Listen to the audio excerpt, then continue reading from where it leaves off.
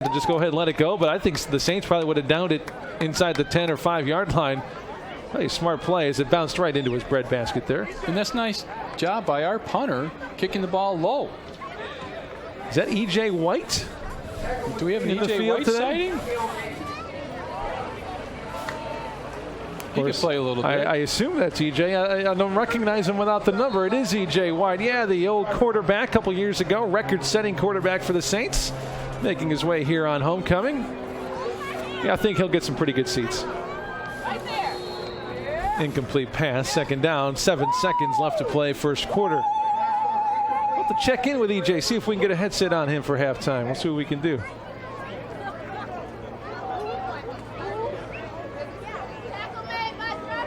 How's that guy get on the sidelines? How do you get a sideline pass? Yeah, you got to know people, you know. I'm just saying. Jumping good, 35-0 with under 10 minutes to go. And word is we will talk to E.J. White at halftime, catch up on the former St. Francis Saint. I believe he was playing out in Europe, actually, so still wearing those pads.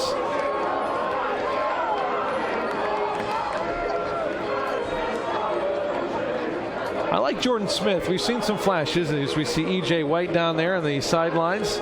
Again, a record-setting quarterback here for USF. Graduated a couple years ago. Went off to play in What's he doing with the football in his hand, though? I mean, those quarterbacks, just can't have, you know what I'm saying? It's unbelievable. Can't help it. Again, working on getting E.J. Again, graduated a couple years ago. And just an unbelievable stat line for each. Take a look at this while we're waiting for him. Again, he has career-leading numbers in rushing as a quarterback with 2,927, so nearly 3,000 yards on the ground, which is 500 more yards than who's in second place. And when you talk about quarterback passing numbers, what do you think his career passing yardage is through 4 years? 7,562. 10,053 yards, which is about 4,000 more than second place. And he's got 103 passing touchdowns, 60 more than who's in second place, and he is down on the sidelines right now. EJ, when you hear some of those numbers, some of those career numbers that we just rattled off here in your season here at ATI Field, what comes to mind? Just thank you. I couldn't have been any more thankful about the receivers I had, the running backs I had, the offensive line I had, the coaches I've had. It's just been, it was the greatest ride I could ever imagine. Well, yeah, throwing to Troy Torrance isn't too bad of a situation. You know, he was just on Undrafted on CBS. Did you get to watch a little bit of that about your buddy Troy? I've been in Germany, so everybody's been giving me updates. But, I mean, I've got to work with Troy Torrance, Dustin Greenwell, who was in the Chicago Bears camp, Des Page, who many people might not remember, but he had many records at this school, D-Baby, Sean Hughes, Elliot Allen, who was always under the scope. I had a lot of guys here that always were productive. Yeah, Elliot Allen and Des Page, like you mentioned, number 2 and 3 on the career receptions list behind Jason Fiske. But talk about you. I know you just said you were out in Germany. What are you up to nowadays? I actually just got back at 1:30 a.m. I couldn't miss this game to save my life. I had to come out and watch and just support the guys and just see how Donnie's been producing and how well he's progressed since I've been here. It's been awesome to see him so far. He's going to be a really great quarterback by the time he's done here. Yeah, we're actually going to have an interview with him coming up as soon as we're done talking with you. But talk about more about your career after St. Francis. You went out, you said you were in Germany now. Take us through some of the teams that you played for up until today. Okay. Right after I graduated, I actually didn't make graduation. I went to Sweden to play football over in Sweden.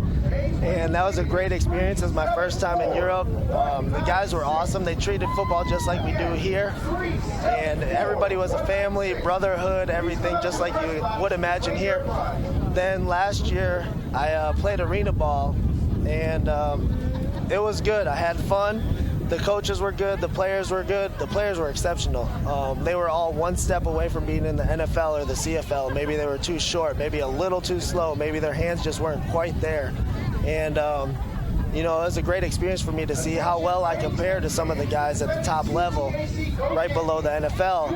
And after that, I went to Germany, and I had another great experience. In Germany, the league I played in was the top level in Europe. So for me, I couldn't imagine anything better out of college than what I've had so far. Now, talk a little, EJ, about the difference in competition between, hey, we're playing NAIA football, now we go arena football, now we're playing in Europe. I mean, it's got to be not only a cultural difference a little bit, getting used to that, but also a physical difference. I imagine playing arena football is kind of like being in a popcorn machine. It's all over because it's so close, and you're going to Europe over there. Talk a little bit about that. Well, it's definitely a huge difference. The NAIA football is the most underrated football in all of America. My 2 years in Sweden and Germany, not to boast, I averaged without sacks over 9 yards a carry. And here, I mean, I was lucky to get 5 yards a carry. So, I mean, it just tells you how great the athletes are here, how great the players are here. I know we had Damian Harris from William Penn, who we played against, is still starting in the NFL. So he's been there for 4 years. I mean, we've played some of the great athletes that you could imagine over here. They might be a little shorter than normal or a little smaller in size than normal, but other than that, they're as great as they come. And to go overseas, not to knock overseas by any means, it's a notch down from the NAIA for sure. Absolutely. And what does the future hold? How long do you think you'll be in Germany? And do you got your eyes on something else? Well, for me, it's training for the CFL. If nothing happens, I will take one more year in Europe, and we might call it a day after that. Well, hey, you know what? Even if you end now, you take a look at some of the numbers here at St. Francis. Like you said, NAIA is pretty good competition, and you put up some pretty amazing numbers down here. And we're just proud to call you a Saint. So thanks Thanks for you taking some time out for us and letting us know what you've been up to. Well, thank you very much. I miss talking to you guys. It was fun back in the day. It was a lot of fun. Thanks, AJ. Hey, what's a good way to keep tabs on you if we want to do that? I honestly, Google. We're just going to Google EJ White. It'll just be Google. I know if I stay in Germany, which I possibly will, they have a whole GFL website, which they kind of treat like an ESPN. It's not obviously as good, but they'll have a YouTube page and keep up with every single week of every game. Well, good luck. Keep working hard, and hopefully we'll see you up in Canada soon. Thank you very much. EJ White, record-setting quarterback, best we've had here, according to the numbers, at St. Francis. A good man to take some time out here for us at halftime. We're going to take a break. Saints lead a big against Missouri Baptist. Homecoming halftime here, 35-7 the score. Stick with us, because not only just did we have a conversation with the past quarterback, but we're going to talk with our current quarterback, Don Butkus, along with one of his receivers, Brandon Nolan. That's coming up in just a few minutes on the USF Sports TV Network.